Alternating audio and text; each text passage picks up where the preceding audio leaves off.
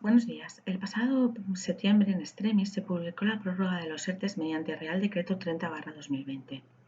Mediante este Real Decreto, los ERTEs de fuerza mayor tramitados desde el marzo quedan prorrogados de forma automática hasta el 31 de enero de 2021.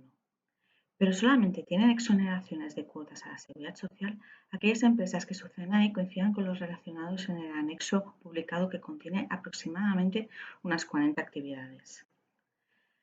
Ante las medidas o restricciones para la contención sanitaria que las autoridades españolas pueden decretar, se establece la posibilidad de tramitar ERTEs por causa de fuerza mayor.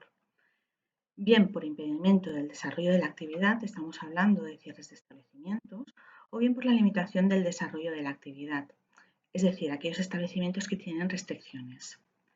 Los ERTEs con causa por impedimento tendrán exoneraciones en seguridad social del 100% y los ERTEs por limitaciones tendrán exoneraciones a la seguridad social graduales que van desde el 100% al 80% según el transcurso de los meses.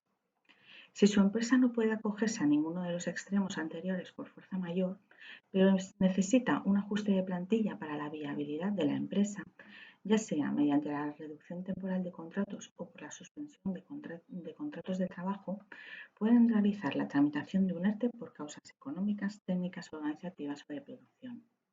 Como novedad, si la empresa ya tramitó un ERTE de estas características que finaliza durante la vigencia del Real Decreto, pueden prorrogarse si hay acuerdo con la comisión negociadora.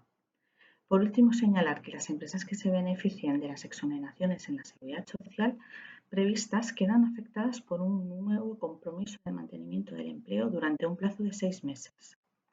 Nuestro equipo de profesionales están a su disposición para atender cualquier cuestión relativa sobre esta y otras materias y pueden mantenerse informados a través de nuestra newsletter, así como seguirnos a través de redes sociales. Gracias.